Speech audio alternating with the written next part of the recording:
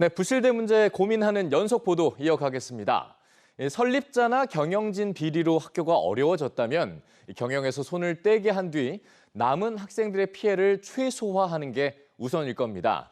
이를 지원하는 제도가 바로 임시이사제인데요. 하지만 이 임시이사제, 학교를 살릴 실질적 권한이 없는 데다 그마저 원래 재단이 소송을 제기하면 물러나는 사례가 비일비재합니다. 서연아 기자가 취재했습니다. 설립자 일가의 횡령이 적발된 뒤 경영부실대학으로 지정된 경북의 한 사립대학입니다. 설립자가 학교 돈 53억 원을 빼돌려 구속되자 부인이 대신 총장직을 넘겨받았습니다. 하지만 2017년 교육부 감사에서 또 수억 원대의 횡령이 적발됐습니다. 각종 전행으로 평가를 받으면 좋은 점수가 나올 수 없고 갑자기 확 떨어지니까 재정 지원 제한대학이 됐고 그러면 그게 악순환이 되지 않습니까? 교육부는 총장 승인이 취소하고 임시이사를 파견했지만 3년 만에 없던 일이 됐습니다. 비리 혐의로 문제가 됐던 설립자 일가가 임시이사 선임 취소 소송에서 이긴 겁니다. 사립학교 운영의 자유는 헌법에서 도출되는 기본권으로 극히 예외적인 경우가 아니라면 사립학교의 자주성을 최대한 보장해 주어야 한다는 취지에서 내려진 판결로 보입니다. 아무리 문제가 있는 재단이라도 대학의 운영권은 기본적으로 재단이 가진다고 보는 건데 이런 관점은 임시이사 체제 전반에 적용됩니다.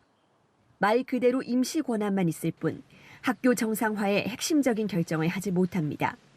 특히 기존 경영진의 비리로 학교 재정이 손실을 보고 부실대학 낙인 속에 정부 지원까지 끊기는 상황에서 대학의 재정이나 자산을 처분해 학교를 살릴 권한이 없는 점이 한계로 꼽힙니다.